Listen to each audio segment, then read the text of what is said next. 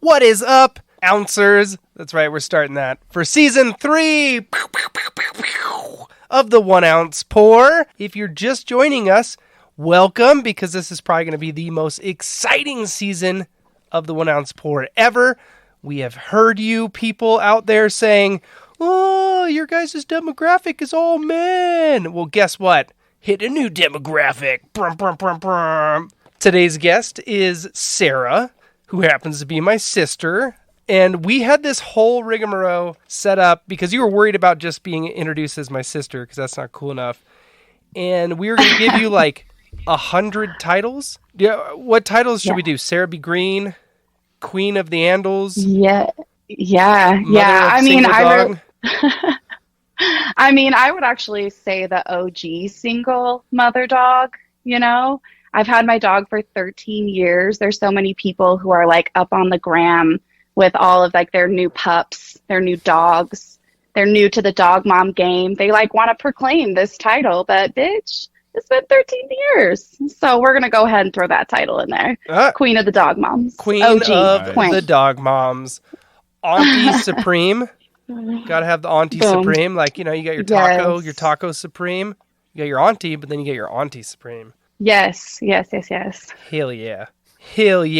Well, before we always with the extra sour queen. Sour queen. Get it? What? Sour queen. Oh. Sour queen. This whole show is going to be nothing but that, right? Just quip after quip. You got two Bouchards in here now. Tom's fucked. But before we get too far into the show, let's get our NPR voice on and raise our ounce. Tom? Yes. You have an ounce of LaCroix? I've got 12 ounces of LaCroix. All right. So, yeah. And Sara, you got some sweet tea? I have 8 ounces of tea, 8 ounces of tea and 0.5 grams of weed. Holla. Nice. So, got my things. If I was drinking that tea, there may be some other things than chamomile in there. Oh. So, yeah. Oh. Some stuff that I'm going to have to edit out later. When you're like, don't tell my peoples I do mushrooms. Yeah, I don't want to, yeah. Usually it's a PB&J for me, though. All right, anyway. Chin. Hey. Cheers. Here's to season 3. That's right. Season 3. We've actually been renewed. Thank you guys for having me on the show. Thanks for joining us on the show. I only say this probably every third person, but it definitely applies, and you should feel very special when I say this to you. When I came up with the idea for the show, there were a handful of people that I wanted to interview, and you were one of them. And it wasn't for what I think we're going to talk about today, because I'm a little nervous as a brother talking to a sister about her extracurricular activities. Yeah, we're all blushing over here. Oh man, yes. But before we get into that, Tom Eats. All right. Well, what kind of food do you want to hear about today? Oh, man? My God, Tom. Could you not prepare something? I've got like 12 things that we can go off on. Just give us a Tom Eats. All right. Tom Eats. Okay. One day you should get on here and be like, your mom. I'm surprised you haven't laid that one down sooner. I'm a little disappointed as a fan, I was going to say, man, I mean, I try to be respectful to all moms. You could get on here and be like, Tom Eats. Single moms, however, I'm like Young Gravy, man. Young Gravy. Keep up with the kids, man. Young Gravy. He's a single mom lover. What? Is this a Twitch person? He's a rapper. And his name is Young Gravy. Young Gravy. And he proclaims that he's into single moms. Oh yeah. It is hilarious. All right. Yeah. So all right, we're gonna go ahead and table Young Gravy. We'll see how this goes. And then honestly, I'm gonna come back on here though with my feedback on this. Okay. You know, I'm not sure. I have Your a little feedback bit on of, Young Gravy? Feedback on Young Gravy. Yeah, Okay. because I'm Okay. unsure about Gen Z. I'm not sure what they're doing up in this world. Everything's little snippets these days. So I don't know if Young Gravy is just a little snippet for us, or if he's like snippet of gravy, or if he's the full meal. Does he come with mashed potatoes? He does. One thought, two thought, red thought, blue thought. So he's Dr. Seussing the shit out of this. Oh yeah, Okay. absolutely. Which is just, he's just taking stuff from Dr. Seuss. That's not fair. No, it's awesome. But anyway, back to Tom Eats. Yeah, what'd you eat? Banh Mi, where we went the other day. Oh my. Oh my. Oh my. Oh my. It's been on Diners, Drive-Ins, and Dives. Yes, some it has. of the best banh mi, but I personally love their pho. That is the best pho. Have you ever had their pho there, Drew? I just had it the other night, actually. It is amazing, isn't it? Saturday night. It was great. Yeah. I go for the P9, Oh, okay. which has the meatballs, ribeye, and one other meat. See, Can't for remember. me, Brisket. For me, it's just brisket. I get Right. the brisket and the noodles and just sriracha the shit out of it. Chef's kiss. Just Chef's kiss. fucking it up. Absolutely. Good. Good. Oh, Mai's been around for a long time. That's like a Utah establishment. Yep. What's your go-to at Oh My, Sarah? I mean, I usually get the pho. I mean, last time I went was with you, Drew, and I think we each got pho, and then we split a banh mi. Yes, that's the way to do it. That's how Yeah. we should have done it. That actually. is how we should do it next Yeah, time. that's the way to do it, because then you get a little bit of both, a little nibble of each, and you can dip it. It's delicious. It's a delight. Yeah, A they rare actually treat, really. they did away with the small bowls because you used to be able to get a small portion of the pho, That's right. and they did away with that completely. So now you have to just get the big one. Which the whole trick to that was the small one was the same size as the big one because I guess they just didn't care to put it in smaller containers. Yeah.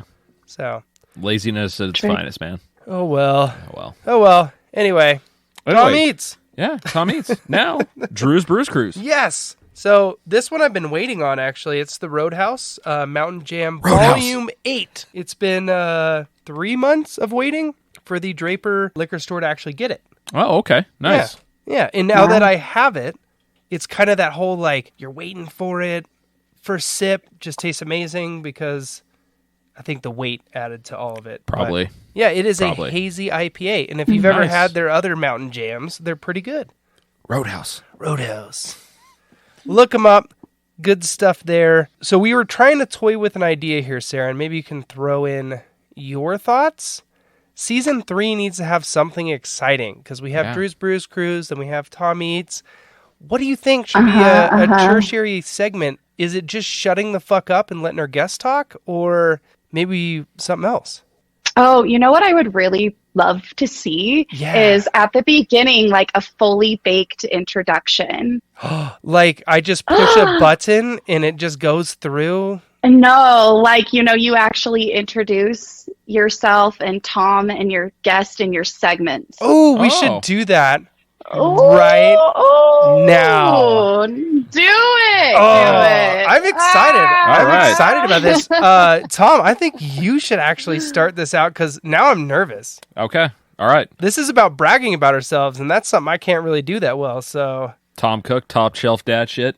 There you go. Listens to all the rap that his freshman in high school does because that's the kind of dad I am. And All right. not to mention, you know, makes him run sprints at practice when he doesn't do good in hockey. yes, I now I have know. to do That my actually- intro after all of that Yeah. and figure that. Do you see why we don't do this, Sarah? Mm-hmm. Do you see?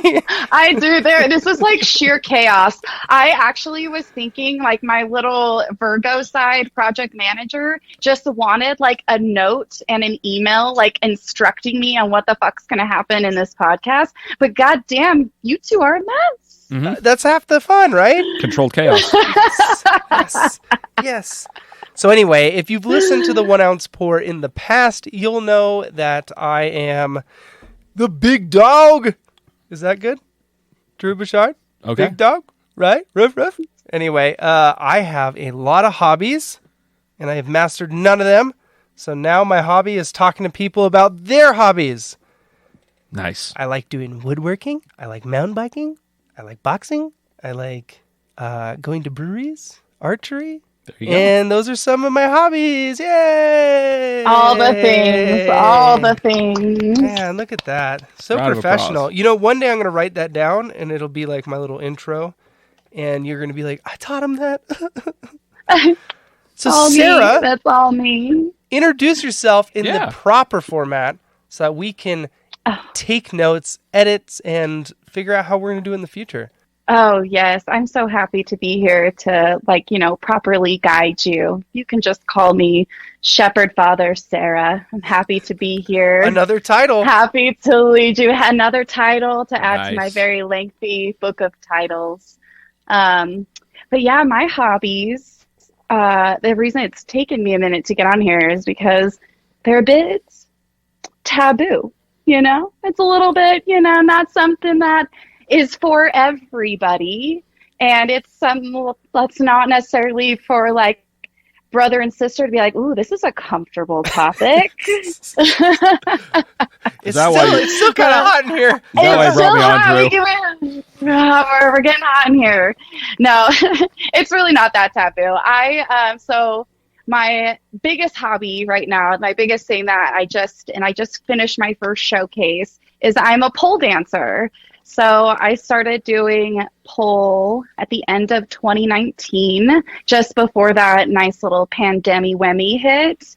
And then I had to take a nice little break during that time, and I started back again at the end of 2021. And so here we are, October 2022, and I just put on my first showcase. So it's a hobby that's been awesome to see progress and then kind of lead into this climax of like your first performance. And Nice. as a dance and a artistic way of expressing yourself, those are things that are not foreign to you, correct? That's right. That is incorrect, dear brother. Yeah, you do Or that's come from correct. a past of dance performances. How long have you been I am dancing for? I am a lifelong dancer. Is that what your I've been license dancing. plate frame says? It should say It it, should. honestly. On top, I would dog love mom. it. Below that, lifelong dancer. Lifelong dancer, and Boom. then my exhaust pipe shits glitter. That would be just an ideal world. We should make a kit that does that. Oh God, man, that would be Please, amazing. oh my God. That'd be so wonderful. Everyone would be so much happier. They'd be like, oh, damn you with your black exhaust. And then it'd be like, boop, and it'd be glitter, and everyone would be so much happier. They'd be like, oh, it's purple glitter. It's fine. Instead of coal rolling people, you just glitter blast them. Actually, you know what would be hilarious? Yeah. The coal rolling people strap that on as a surprise, and you just see glitter coming out whenever they roll coal. I think we have a whole new hobby. Uh-huh. Anyway, Yes. we're getting off on Sorry, a tangent. off topic. I gotta focus here. We're being critiqued. This is season 3. Enough of this tomfoolery. Get it? Lifelong dancer. Where did it start? Lifelong dancer. How did I you don't end up know. on a I pole? mean, how does one end up on a pole? I don't know. I feel like as like any dancer, just someone, you just start to feel it in your body, and you're just like this little spazzy child who wants to like dance down grocery store aisles, and then you get put in dance classes. And I danced all the way up through like high school, and I actually started in college dancing. I went to the University of Utah. I got into their modern dance program. It was super amazing. Accomplishment. However, during my senior year of high school, I was diagnosed with type 1 diabetes. That was a huge change on my body. Like I went from being like super skinny when I auditioned for the dance program, because I was essentially starved because I wasn't producing any insulin and I didn't know it. And then I started insulin therapy, and then I started college, and like it wasn't just like, oh, freshman 15. It was like my entire body changed now that I was like getting the insulin that I needed.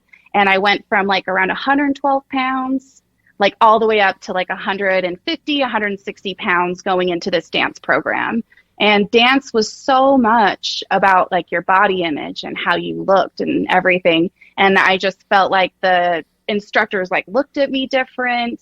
I got my first C in my entire life during dance, doing the thing that I loved. I was like so disappointed. And then the dance instructor pulled me after and told me that like I needed, in addition to the 6 to 8 hours of dance I was doing a day, I needed to add an hour of cardio and weight training exercise so I could lose about she wanted me to lose about 12 pounds. And I was like, this is just not going to happen. I ended up quitting the dance program. And that was a huge defeat for me because I was so ready for this goal. And I didn't dance. That was when I was 18 years old, 19 years old. And I didn't dance for probably 10 years after that. I just I would go to a class here and there, but it just never felt right until honestly I found pole dancing. And it was such a revelation to go into that studio. And I started because this is where things get a little taboo, and this is a family-friendly show. What? It is? You have not listened to any of the other shows. I was going to say, Drew, you have lied to me. Okay. My parents are probably one of your only 4 listeners. Hey, they listen on 4 different devices, so they count as 4 different listeners. Yeah. My mom's like, am I doing this okay? And I'm like, yeah, but all 4 have to be streaming different times. You're clear your cookies and do it again. Do it again. Clear it again. No, so when I was living in Portland, as we know, there is a strip club, or I don't know if everyone knows this. There's a strip club on every corner in Portland. It is so commonplace there. Good steak, I hear. Delicious steak. And also great vegan food. Bring your $2 bills. Why $2 bills? So there is a strip club called Casa Diablo that is a vegan strip club, and they only take $2 bills. So you throw $2 bills on them bitches. They make double the shmoney. That's kind of a genius idea, really. Bitch, right? You're no, we are different. We are vegan. You only throw $2 bills, no $1 bills in this bitch. Get out. I hope that they do like quarters night. I'm a baller on a budget, bitch. Ow. That'd be so rude. Only if they can throw pennies right back. If you give them incorrect change, they can flick quarters back at you. You give them a 50-cent piece, and they can Yeah. Hey, this is Canadian quarter. Wham! Ow! All right, so you were in Portland. So I'm in Portland. So I had a little situation happen where I got scammed, and it was not great, and I didn't have a lot of money. So I had a friend who worked at a club, and she was like, girl, you got the personality, you've got the ass, come on, let's get to the club. And I was like, all right. So I go to audition, and the lady, I had dance experience, but not pole experience. And the lady pulls me to the back. She has me show her my tits and my license. And then she takes a look at me and she goes, honestly, you need a tan and you need some eyelashes and you need some experience. So go get those and then come back. So I was like, damn, she called me so pasty. I was like, dang, she told me I need a tan. Dang, in Portland? Eyelashes. Yeah, in Portland. So hard. Right? You get no sun up there. Hard. There's no sun. I was like, all the girls are vampires in the club here anyway. Anywho, so I left the club, and I never worked at a strip club. I didn't get a job there. But Drew's like, oh, thank God. He's like, oh no. I could tell by your face. I had to. Let's make that clear. No shame. This is the start no of shame. Plot twist, shame. Went back, got the job after my first class. Bam! No. Layla, I have to tell you something about your auntie. Oh, God. Sit down. Hey. This is a hobby podcast, not a career podcast. That's true. So, different. That's true. Different story. So, anyway, where'd we leave off, my friends? You weren't a stripper. I was not a stripper. Yes. So I went and started. So that my friends got me a gift certificate and some shoes a few months later for a birthday present. And I went to my first pole class and I had the best time. It was so much fun. And it just became so much more about going and working in a club. Like, I mean, I made my money back, like, you know, working, I got a promotion in my job. Like, it was like a kind of like in that moment where you find yourself super desperate and you're like, oh, what can I do? I just need money to just pay my rent and eat some food and be okay. And then you just got to find other avenues. But out of that comes this great thing where I'm dancing again. And I'm in this room full of all these empowered people of all different shapes, sizes, ages, all these things. And it was probably the most liberating experience I have ever had. And from there, I was hooked. I was hooked, baby. Nice. Yeah. That's awesome. What a crazy arc. I was going to say, what a great arc. But it's not. It's crazy. Like, I can't say that. What a fantastic arc. Wait, no, that's wrong word. Wrong word. This is like a Disney movie. It is a Disney movie because I'm a goddamn princess over here climbing poles. Well, Princess of the Pole. Disney does own Deadpool now, so it could be a Disney movie, you know. They own a lot of things now. But, wow. Okay. How does somebody... It's okay. We can take a moment. take a moment. We can, but I'll edit it out so it'll seem like super streamlined. Like, no, we didn't need a moment. Like, I didn't need a moment. I need a moment. No one needed okay, a moment. Drew? Okay. You okay, man? Tom, you could help me out at any point. Okay, so I actually do have a question for you, Sarah. Shoot, Tom. When you start this, are you going in with people who are experienced? Do they have like beginner classes? Is it broken up kind of like karate where you've got beginners, intermediate, advanced? Please tell me there's a belt system. Oh, I wish. It's a glitter system, actually. Oh. Yeah. It's a platform heel glitter system. So we'll get into that. Like, you could tell the black belt pole dancer by the, like, how big their shoes are? Oh, totally. Good. Totally. Most bitches start like 4 to 6. Man, I'm at 8. I'm on my way to 10. I don't roll my ankle. I blow out my whole knee. Right? Yeah, that's not funny, man. I did that earlier this year. Not fun. Yeah. Okay, continue with your question. Yeah. So that was it. Do you start out with other beginners, or is it just kind of like everybody goes in and you learn from other people? How does it start when you start in the hobby? Totally. That's a great question. So there's a lot of like different pole studios. You start with other beginners. So they have like even an introductory beginner class where you'll have like 3 beginner classes where you can try it out. And then from there, like the studio I go to, they have kind of different levels, but mine goes beginner, novice, intermediate, advanced. And so I'm in intermediate right now. But of course, I started in a studio in Portland as a beginner and worked my way up. And it takes a lot of time. I mean, pole is not for the faint of heart because you are like sticking your skin to this just chrome or stainless steel pole. You're climbing on it. You're just like spinning around it, banging yourself on it. It's there. You get tons and tons of bruises.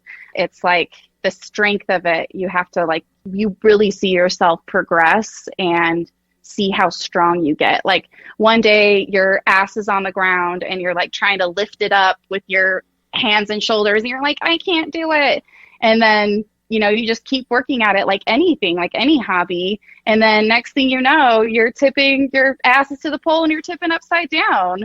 It's pretty cool. Like it's cool to see the progress go. And then it's really cool to start as a beginner. And I would say, sorry, I'm rambling, but I would say for any beginner to get started, start filming yourself because it seems a little vain, but if you, in any hobby, I would say start filming yourself and then watch yourself really grow and watch yourself really progress in this thing that you love. And it really makes you have a certain pride for yourself and the work that you're putting forth. And it just brings you so much joy.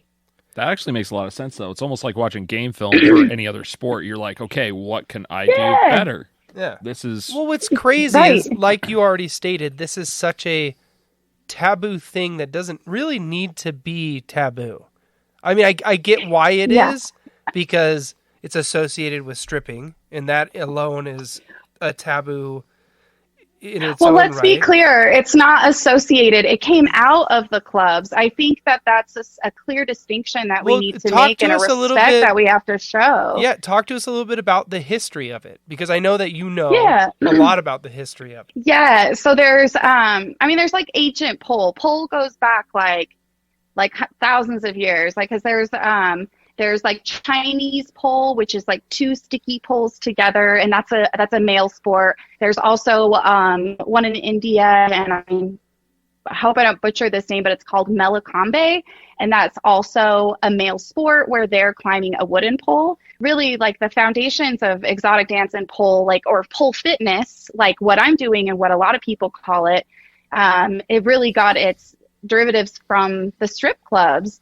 You know, back in the 1920s, they had the hoochie coochie shows in the circus tents, and the acrobats were dancing on the poles of the circus tent to like draw in customers, and they're dancing very sensual. So that's kind of where it started. And then from there in the 50s, that's when you kind of start seeing the strip clubs and burlesque clubs come up.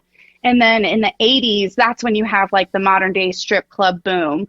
And it was the strippers in those clubs where they had, you know, pole work, floor work, choreography, you know, mixed in with a lot of musicality that modern stripping and exotic dance was formed. And from there, it was those strippers and their knowledge bringing it to the studios and opening that to the public that created the hobby, essentially. And so it's fairly new because really in the early aughts is when the club scene, like the studio scene, really started to open up with just strippers. There was one in Vancouver, Fania Monday. She came down and opened clubs. There's a club open in LA. So it's really, I think that's why people have like taboo association with it, exactly like what you're saying. But I just want to clarify that it's not necessarily because it's associated with strip club. It's because it truly came out of it, and we have to pay respects to those sex workers that were in the clubs, the strippers in the clubs that were doing the work, putting those moves together, putting their bodies through that, who are then sharing their art, knowledge, and talent with the rest of us. Well, they probably found it was a really good workout too. Like, to be quite honest, if you don't want to go get harassed at a gym, it's like, I'm getting just as good of a workout here doing this. Like, why don't I just be around other people that are like me and get the same results? I mean, it's a whole bunch of core and upper body, right? Oh, yeah. Like, what do you mean, oh, yeah, like you've been doing it. I had a cousin. Okay, I had a cousin about 15 years ago that did it, and she was always posting photos on Facebook, and it was a little awkward seeing my cousin do that, but at the same time, she was like hanging straight out. I'm like, that takes an incredible amount of like leg, core, and just every other muscle, and then she would be like hanging from the pole straight out with her arms. I'm like, that is a lot of muscle groups that you are working right there. Like, once you get past the, this is weird, it's like, whoa, she is getting a really top-notch workout from this because of all the acrobatics that she's doing on that. And this has become this has become more, I think, than a hobby for you, as I can see your pole behind you in your house. Yes, I do. I have a pole in my house. That I work out on. Yeah, so it's definitely more than a hobby. I did my first showcase, like I said, so that was really awesome. It was with my studio. Well, they put on the showcase. Yeah, explain that a little bit more. What is a showcase? Because I mean, is it like a performance, like a dance performance? Exactly. So a showcase is just for all the students of the studio to put forth their work. So they rent out a venue, and then they sell tickets to the public, and then they could come and we put on a show. So I did my first solo to Prince's Darling Nikki, and I dressed like Prince. There's like a little, on the promo, there's like a little clip I did for the end that you can see my performance. So there's that. And then also there's competitions too. Oh, wow. So you can do showcases, there's actual pole competitions. I just went to one on Saturday, and I decided that that's my next milestone, my next level for pole is to definitely do a competition and compete. Oh, that's awesome. So do the competitions, explain that a little bit, because I'm picturing like how you used to get ready for your dance competitions where you have a full choreographed dance routine. You have your music that you dance to. Is it kind of the same principles, but just in a different dance form? Yeah, exactly. But with pole, they're depending on the type of competition, they're looking for certain things. They'll either have you, depending on the level and your age, have you do certain poses or shapes within your piece that they'll want you to hit and hold for a certain amount of time, and then they judge you based off of that criteria. But then there's also like more like artistic categories where it's more fluid and it's about like your artistic expression more so than it is like hitting certain poses, positions, shapes, that kind of stuff. So it's almost kind of a difference between like gymnastics and rhythmic gymnastics in kind of the path you can go down of what performance you want to do then. Yeah, it's like totally. Okay. So you can you can just enter yourself into different categories. So here's a weird question. Not that my dad bought acid ever want to do this, but is there a male pole dancing like segment also, or is it just strictly female? Like, how does that work? Oh, Tom, I'm so glad you asked this question because yes, there are male pole dancers and there is like a whole men's category. And the male pole dancers are amazing because they just have such different strength. Sorry, that's Bambino. My dog is barking. Just barks at like nothing because he's 13. Anyway, so yeah, there's different categories. Like there's one for men. I actually, in my studio in Portland, there were some men in the class there. And like I said, they just have like different strengths in their bodies. So they can do different moves and stuff. So I would highly encourage men to give it a try. All right, Tom. Nice. This is season 3 for you, bud. This is Tom's no new more hobby that no he's more gonna give it a Tom try. eats. I'm just gonna check in with you. How was class? That's all I'm gonna ask. And then I'd be like, that Yes. 6-pack's really coming along. You're like, I got burns on the inside of my thighs.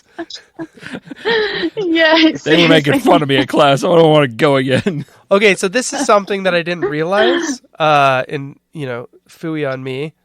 The poles are on bearings. Yeah, they Did spin. you know that? Yeah, they spin. I always thought that they were just like Yeah. greased up. That sounds terrible, but like, someone was just greased up enough they could spin around the pole. Well, I mean, really, you think about it. Well, there's both. Oh, Really? Wow. Yeah, there's both. So you have static pole and spin pole. And so, so you will see. So there are times where you're spinning on a static pole. And in those situations, Drew, yes, you'd be, quote, greased up in order to be able to spin. Or you're like changing the grips of your hands to twist yourself and continue to spin. That's insane. Or there's, so you kind of like over twist your grip and then like swing yourself. So you're opening and spinning around. Then there's actual spin pole where you can unlock the pole and it'll actually spin. And in those situations, it's just a lot more, you have to have a lot more body control because the closer you get to the pole, the faster you're going to spin. The more you spread out, the slower you'll spin. So you just need to make sure, depending on the move you're doing, that you're in control as you're spinning. See, I'm not going to lie. The static pole just sounds like a scary idea to me because I can just see somebody like taking their hand and just having a terrible. I don't like to see people crash and burn, and that just terrifies me. So that's a great question. How many times have you seriously or maybe not seriously injured yourself? Provide stories of you're at the top of the pole and you fell. Yeah, I haven't had any like too bad of crashes, I would say. There's ways where you just have to know how to bail.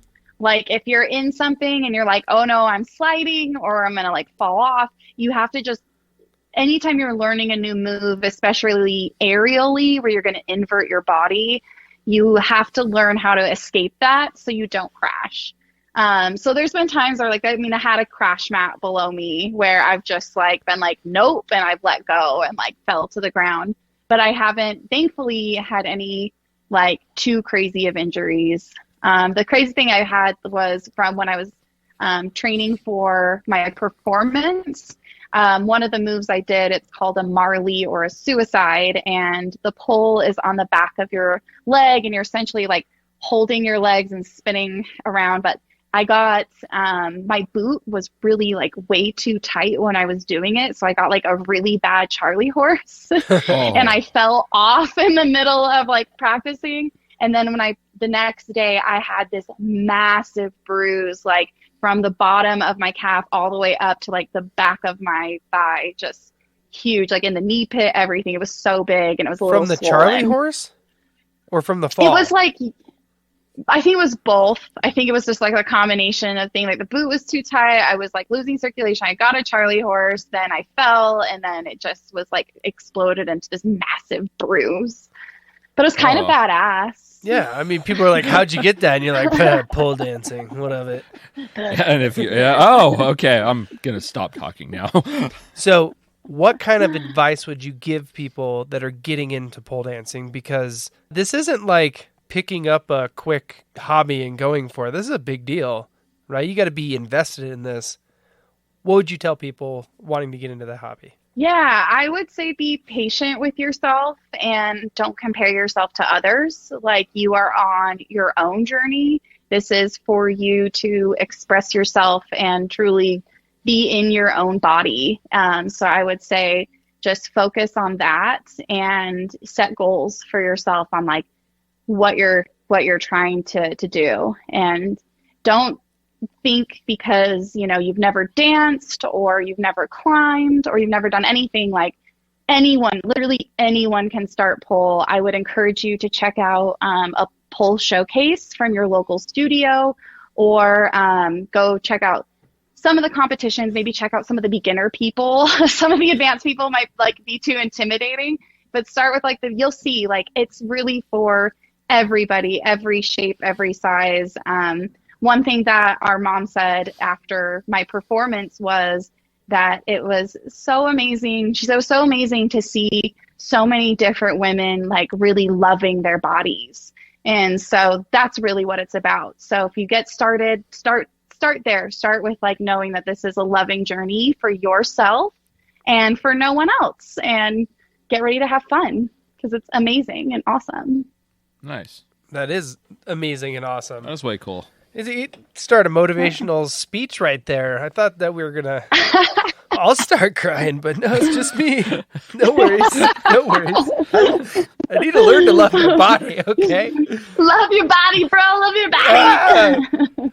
Yes, I feel like I could do a move where like I use my belly to hold myself on the pole. That is a move. Is it? That's a move. Do they call it the dad bod? Yes, like... Because I think I got that move on lock. I won't be able to do any other moves, and I'll need someone to spin me. Oh, come hit my feet. I got you, Drew. We could tandem this. It'll be perfect. But actually, that spot on your belly, catching the pole there, it's pretty sensitive. I was going to say that. It hurts pretty bad. I bet you could probably get some wicked bad burns if you do it wrong or if you slide too fast. I mean, even when you're doing it right, you get bad burns. Like you just gotta, you gotta condition your skin. You gotta condition your skin and that's advice for anyone wanting to start. It's gonna hurt like a bitch. It's gonna hurt. It's gonna hurt so bad. Just condition your skin will get conditioned. It'll get conditioned. Well, good on you for sticking with something that you're not selling anybody on. Yeah, I was going to say, if my first burn, I'd be like, ow, I'm out. This hurts. I'm out. I don't like this. Like, hey, good luck, but it's going to suck. Yeah. Do you like pain? Because you're going to get it in your tum-tum. Yeah, we might get a new demographic now. I know. Yeah. So, changing very quickly off of Tom's little comment. Come on. You love my inappropriate comments. So, where do you see this going for yourself? I mean, what I know that you said next you want to do a actual competition. So you go from, showcase to competition? Or yeah. I mean, they're not like, it's not like a move up. I mean, they're different paths. Okay. Okay. You can do different showcases. I'll probably continue to do showcases. I have the opportunity to do another one on October 29th, doing my same piece that I did at the beginning of the month. But spooky. I mean, it was spooky to begin with. I was Prince coming back from the dead. Oh, I didn't know that this was a resurrection dance. Yeah, I mean, I wasn't like dressed like a ghost or anything, but I had a sick ass glittery mustache. Okay. And my hair was like all Prince. Yeah. So okay. Yeah, I guess glittery mustache. Yeah, so I'll do that, and then I don't know, we'll just keep competitioning it and then keep just getting better and better, get into advanced classes. So that's the plan. And from what you kind of are talking about, it almost seems like this is, in essence, a life sport where you can keep doing it for a very long time. You're not like, oh, I'm playing basketball, 45, my knee blows out, and guess what? I got to turn to tennis or go on nice long walks. It sounds like you keep doing it for a long time, just different types of things, just, to keep active. Yeah, I mean, you definitely have to be careful because you can get injured and hurt yourself, and then be out of the sport, of course. But I mean, my instructor, she is a bad bitch. She's like almost 50, and she just freaking kills it. We have other women in our pole studio who are like 60. Like, I'm serious when I say this is for everybody. I mean, there's girls who are 19 up to like 60 something.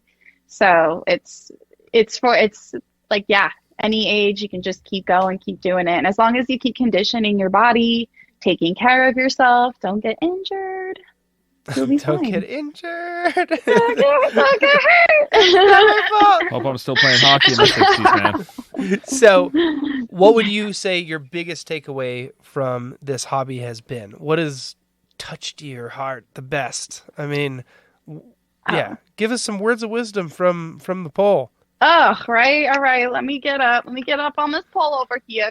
I would say the biggest, I mean, as corny as it is, like self-love, 100%. Like just being like, I am such a bad bitch. Like, watch me do this shit. Like, it's just been, my biggest takeaway is like same advice as the advice I gave. Like, don't be too hard on myself. Don't compare myself to others.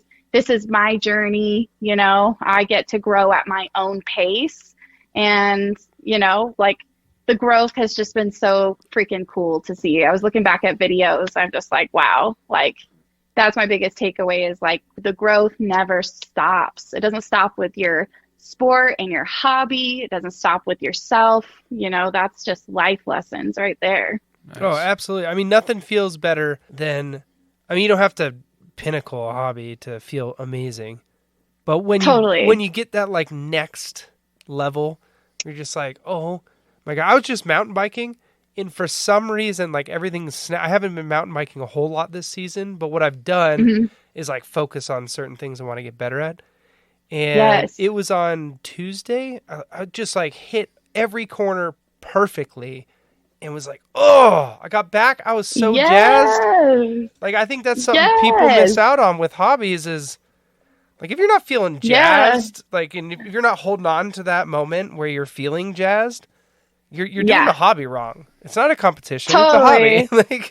Yes. If you're not like, that's a bad bitch right there, you did it wrong. You failed. I said that when I was hitting those corners, but in a whisper and like kind of shyly. I was like, oh, you bad bitch. Why did you just do a Cartman voice? I'm a bad bitch. That's my internal voice. It's like a really soft Mike Tyson. Oh, you bad bitch.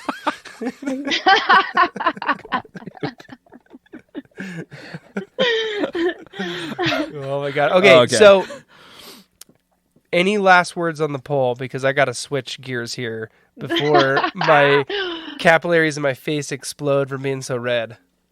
Yeah. Nothing further on the poll.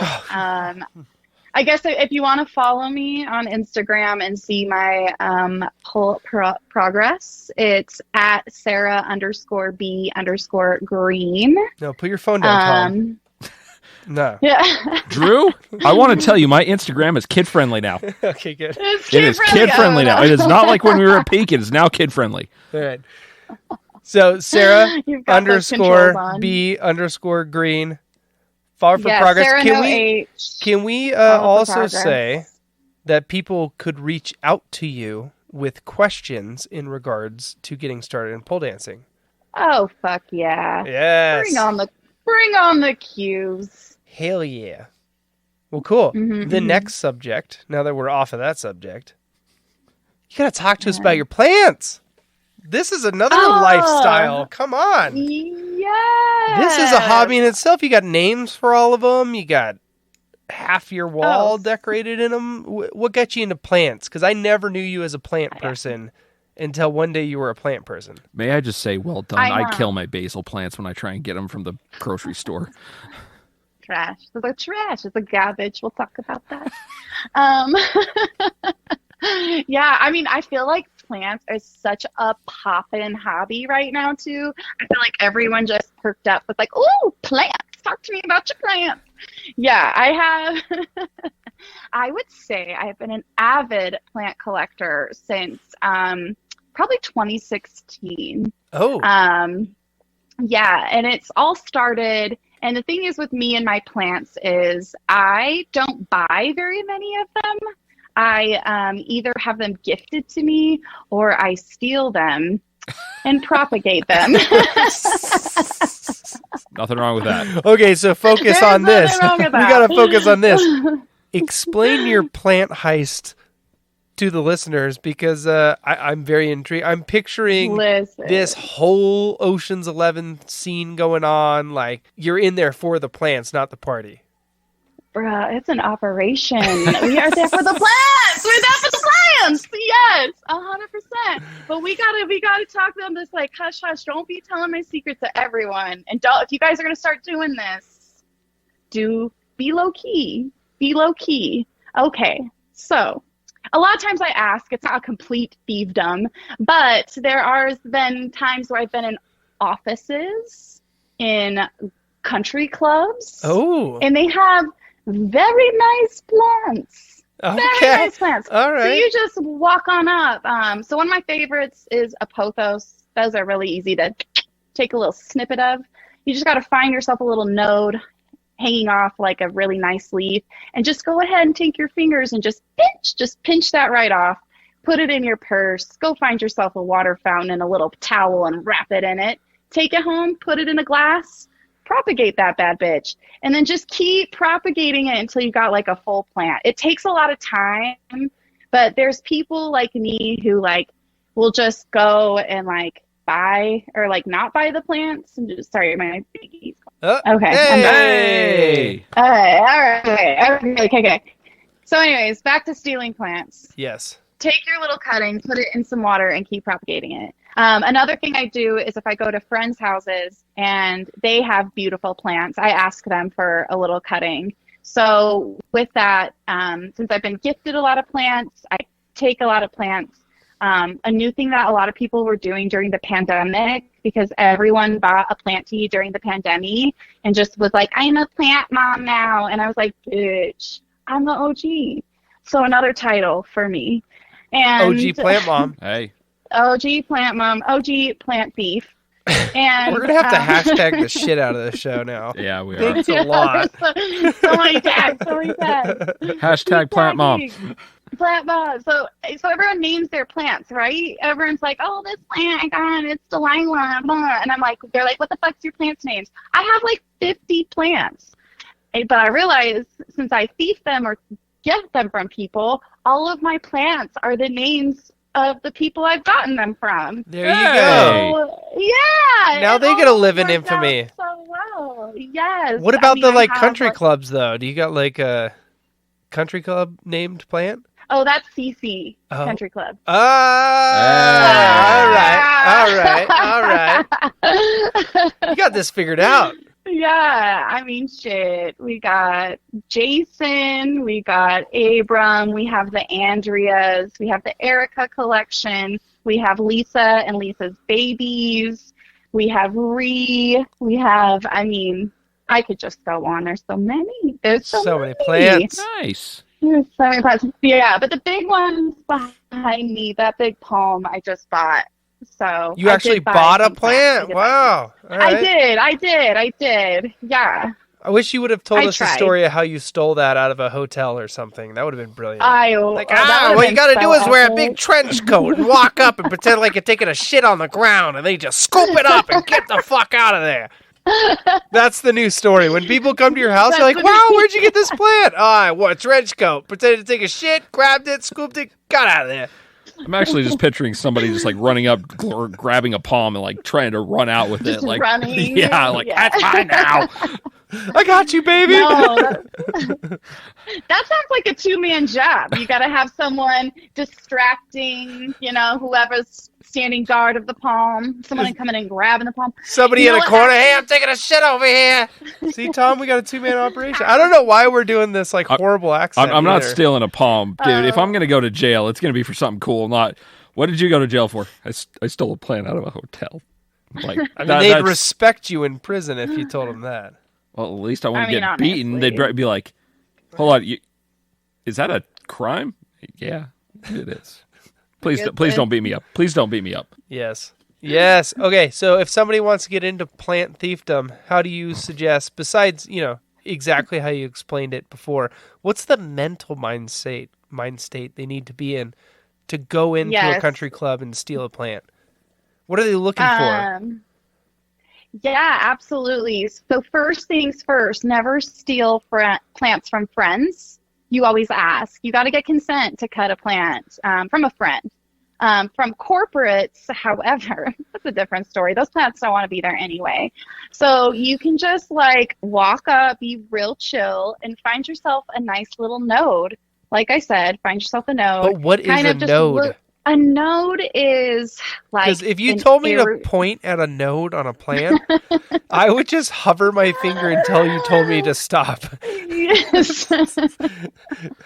Show me where the bad lady snipped you. God, Yeah. it was on my node. I'm getting so many like just awful mental images. Show me where the bad man snipped you right there. Okay, so a node on a plant is... Hashtag show me where the node is. The other spot men can't find. Yes. You went there. I did not. That's you. That's on you. Funny. So the node, so it depends on the plant. So it's like, if it's like a vining plant, your node is going to be like on the vine. It's going to look like this like little brown bump sticking out of the plant. It looks like a plant wart essentially, but that's like an aerial root, like a node, and you can cut it there and then put that in water, and that's what shoots out roots. If it's like a fleshy, like succulent type plant, just go ahead and steal like bloop, just take a little leaf off, just like a little bloop from the little flat, like leafy part, and then you can just stick that in some soil, and then that'll start to grow. If it's a snake plant, you can just go ahead and rip the top off. Just, rip it right off, stick it in some water, that shit will grow. So oh God, be patient. I'm never going to be a farmer. Yep. Plant stealing takes a lot of like patience because your plants are going to be small for a while. Like all my plants were real small, but now they're big because it's just years of. And how many weed plants do you have? That'd be none, Drew. Shit, she doesn't have any because that's against the law. Oh, okay. It's then, not against the law. It's not against the law where I live. I don't have any weed plants because in my apartment there's just no place I could put it. Fair enough. And right. My landlords don't consent to that behavior. Yeah, Mr. Federal Agent, there is none. Zero. Zero plants. Not in Utah. Yeah. Yeah. All right. Yeah. Utah's getting there though. I mean, the fact that there's medical marijuana in Utah is still just mind-blowing. I know a couple people with their green cards. I was like, I didn't know they were even gonna hand those out. I thought that was a lie. The church had to make their money some way, man. It's another avenue for them. Exactly. I mean, honestly, once they're like, oh, you can make lots of money off of this. Hate to say white people were all in it. Corporate America was like, let's do it. Yeah. I mean, these are facts. Now you're okay with being their people? No. Are you kidding me? This whole show you've been like, I'm not one of them. I'm not. I'm saying, dude, every one of them. You still got white Jesus in your hallway. Yeah. Are you religious, Tom? Ha! No. No, yeah, he is. He's super. Oh, super are you religious. a former Let me just say, Mormon person? our ex-Mormon is probably my favorite subreddit. So, Okay. yeah. Yeah. Needless to say, but most of the people I'll go take a tumble down that one. I'll go tumble down that thread. It's probably so funny. It actually is so funny. It is so funny. But no. Oh, I bet. Like, you learn so much about the culture. My favorite are the people that just are like freshly frustrated and get on that subreddit. They're like, "Oh, I hate this church. Oh, hey, look at this. There's a whole subreddit of people that hate it as well. So here's my thoughts." See, I was kind of like did the Bill Burr thing where I just let it go. Just like that creepy time when the curling rock just goes. I'm just like, da, da, da, ba. And that's pretty much how I let it go. And it's like, yeah, not for me anymore. All right. But no, in all seriousness, most of the people who have their growing permits here all had church ties. Oh. I believe it. Yeah. I believe it. Well, one of the companies that's there, Curaleaf, I used to work for. So I've been working in the legal industry. I've worked in like 5 different states in the legal industry working there. But you've saved me from immense pain before too. Yeah, that was my favorite. Okay, I'm going to tell that story. I'm sorry if I'm interrupting. Please do. I was going to say, please tell the story. It's a good one. I broke my rib and bruised my spleen, which was the first time I've ever bruised an internal organ pretty bad. And boy, hey howdy, did it hurt. And I learned from another surgery that I have a high tolerance to opiates, which has nothing to do with an opiate in the past, but it's just, I'm just really dense or fat. I don't know, but high tolerance. So the guy walks in, the doctor, and he's like, "Okay, I'm going to give you some morphine." And I was like, "Hey, I have a high tolerance to opiates. Is there anything else I can have?" And he's like, "Nope, here's morphine, blip." And then he walked out. He came back 10 minutes later with the, like, how you talk to a high person voice, where he's like, "Hey buddy, how you feeling?" And I'm like, the exact same. I told you I have a high tolerance. And he's like, "Oh, well, you're probably not going to poop for 2 weeks, but here's some more." Boop. I was like, God bless it. And still in immense pain. And I left the hospital, and he gave me little opiate pills, which I just discarded because I like to poop. I don't want to. That was my biggest worry, by the way, the whole time. But I was like in pain. I'm like, oh God, I'm not going to be able to poop. Oh, stupid opiates. So anyway, I called my sister and I was like, "Hey, what should I do?" And she's like, "Go into mom and dad's closet and steal the pen." And I was like, "Okay." Stole it. And I took like a couple rips off it and then went to sleep and woke up. And Sara texted me and was like, "How you feeling?" I'm like, "Well, I mean, I just got really high and went to sleep." And she's like, "Well, it worked." It's like, there you go. There you go, man. Well done. That's all it did. You slept, right? I did. And you know what? Yeah. I never gave that pen back because it is now stashed. I'm going to keep using it for mild aches and pains. And you don't invite me over for any bonfires. Well, I am hurt. Well, I feel like we need to tell people what you had, because that's really important. I think as more markets become legal, people being wise and having knowledge about cannabis. And I don't mean to brag, but I have a lot of cannabis experience, like 10 years. You're very wise in cannabis. I'm very wise in cannabis. You're my and like I know my shit. 60 other people's go-to person for, hey, what's going to get me high but not too high? Yeah. What's going to help with this but like not obliterate me? Or like, "Sara, I took 2 edibles. Should I take more?" Bitch, no. Don't do it. Bitch, no. Put it down. No, but I think cannabis education is so important. And that's another thing people can reach out to me about, is if they want to know more about cannabis or they're thinking about using cannabis and they like don't know where to start, like, happy to help. A lot of people start with edibles. That's a dangerous road. It's a dangerous road. You have my warning. There's other avenues that you can go down. So anyways, with Drew, since, you know, he had high opioid tolerance, he was in a lot of pain. I went with a 1-to-1 distillate. It's like, because that's what was available too. There was a couple pens and cartridges that I had left at our parents' house for them to use, like one for my mom to sleep. But this one was a 1-to-1 of CBD and THC. So, because Drew, we don't want to get him high because he gets panic attacks. We don't want to make him crazy. We just don't want him to be like, we just want him to like be able to go the fuck to sleep while he's in pain. So that's where that CBD comes in. And CBD is really important with THC if you want to get that good pain relief. So he had a little bit, this is a dab. So he had a little CO2 distillate dab of a 1-to-1 Pennywise, and that helped take off the edge. It did. Absolutely. I'm not going to lie. The couple times I took edibles, one time I popped a full 30. I was like, I'll be fine. I've smoked for years.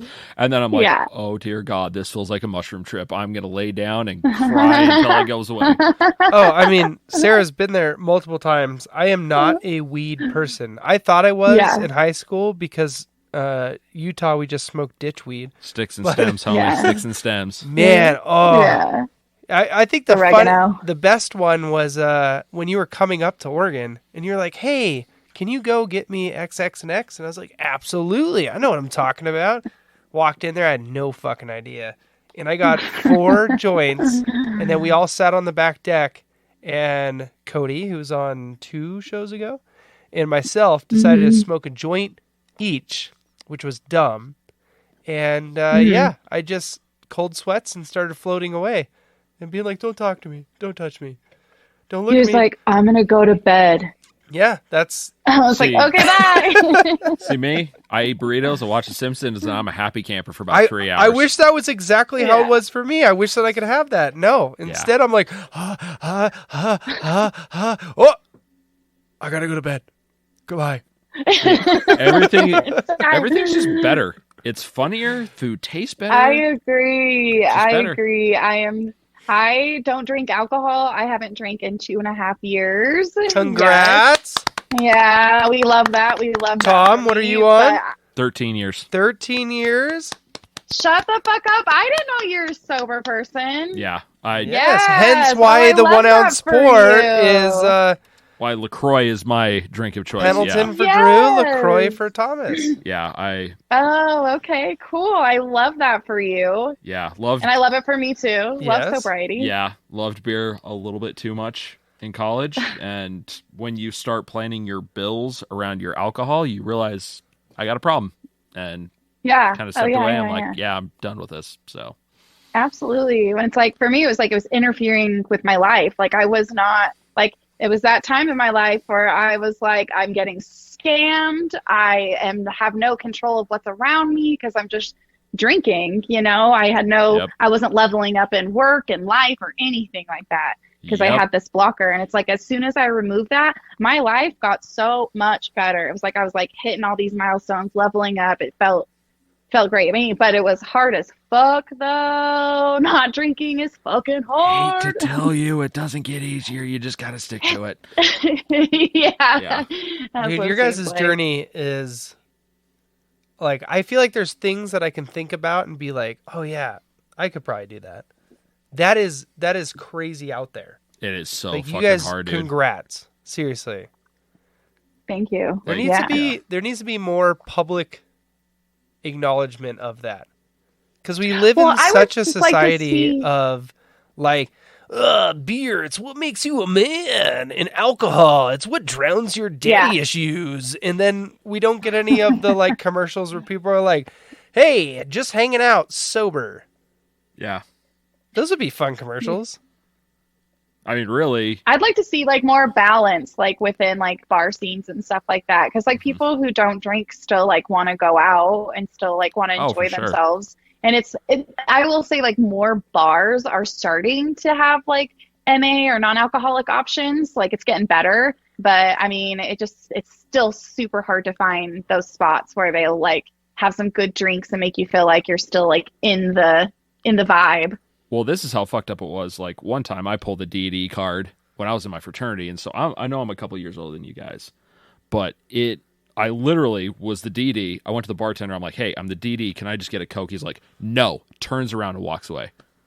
I'm like, Ew, are you fucking kidding me, dude? Ew. Yeah. You would think in Utah, of all places, we would have a better mixed bar scene. Yeah, But I actually think the reason for that is because it's Utah. probably. No, exactly. Because they're so against the establishment and against we got to drink because we're Utahns who are on the ex-Mormon Reddit page. Like, rah! And so I was just like, all right, well, fuck you then, Seriously. dude. Like, grateful that bar actually closed down and went out of business. I thought people in Oregon drank, but people in Utah drink to do something. Like people in Oregon drink to hang out. People in Utah drink to do something. Like they're like, we're gonna get fucked up tonight. It's crazy. Yeah. It's because I think it's all that angst and that anxiety of like we're in Utah and it's so taboo using that word again now. Yeah, yeah. I think that's well, you got to have like the counterculture. Like Utah has such like a strong counterculture to the dominant culture. Where it's like a lot of drinking, a lot of tattoos. Yes, the tattoo thing. Because you go to Oregon and like people have some neck tattoos, right? I came back to Utah and people are like the whole chin and all the way up their face and everything. Yeah. And I'm like, wow, you went full ham. And it's not like one or two people. It's like a whole bunch of people. You're like, all right, cool. Yeah, it's a counterculture. It is. Yeah. Yep. It's that repressed, like, oh yeah. Yep. We're gonna stick it to you. Yeah, but I mean, I also get it though. Like, there is something about like feeling the need to outwardly express yourself when you're in a place that felt like it stifled you for so long. I mean, at least from my perspective, like as a kid growing up there, non-Mormon, not part of the dominant culture, you're like, where do I even fit? And so then you find yourself like swinging to the other side of the pendulum to be the exact opposite of whatever it was that didn't accept you to begin with. Well, hold on. That's where I found myself drinking. Okay. So the drinking part. Okay. I was picturing younger Sarah and trying to figure out where you had your swing. Because 9th grade Drew was goth as fuck. Hate to tell you, if you grew up in it fucked you up just as bad. Yeah. I believe that. Yeah. With the drinking side of things, like just like I felt like we have to drink because you're all not drinking, so I am like, and I'm so much fun and so much party, and you guys are so boring and so into God. But you can like not drink and still be fun and not be into God still. Hate to tell you, they were pretty much at the almighty dollar. That was their God. Yeah. That was pretty much my experience growing up. We've gone on such a great tangent. I love it. I know, right? We've gone from poles to plants to weed to Mormonism. To drinking, sobriety. Yeah. I know, it's great. Exactly. It's a full circle. It's a full day. But we have hit over an hour now. Yeah. So what do you want to leave our listeners with in a whole conglomerate of what we've talked about as like a little parting, here's my special stuff? Oh, well. Not to put pressure on, but you're going to end the show out well. Much pressure. Yeah. Okay, all right. Well, dear listeners, thank you for stopping by, listening to me talk about pull. It is a beautiful full moon in Aries tonight. So I hope that everyone goes out under the moon, has a nice little release for themselves, gives themselves a big hug, some self-love, and just go out there. And Bambino totally agrees. My dog's barking in agreement. He also wants you guys to feel all this healing moon love. I was going to moon glow my perineum tonight. Yeah. I mean, if that's what's calling to you, it is, bro, in then a weird way. Do it. Yeah. I would say everyone go out, follow their passions. Follow your passions, live your dreams, level up in whatever way makes you feel good. Hell yeah. Nice. Yeah. Well, that makes me excited. This wasn't as awkward as I thought it was going to be. Not going to lie. Okay, I hope not. Same. No, it was great. It was great. You held yourself at such a professional decorum that I was like, she knows what she's talking about. Yeah. This is good. Yeah. This is good. I mean, honestly, I was a little nervous too because I was like, I mean, I had like the one stripper story, but I kept it pretty PG. Yeah. And, Yeah. you know, We'll see. Maybe you get a text message from mom that's like, "Oh my God.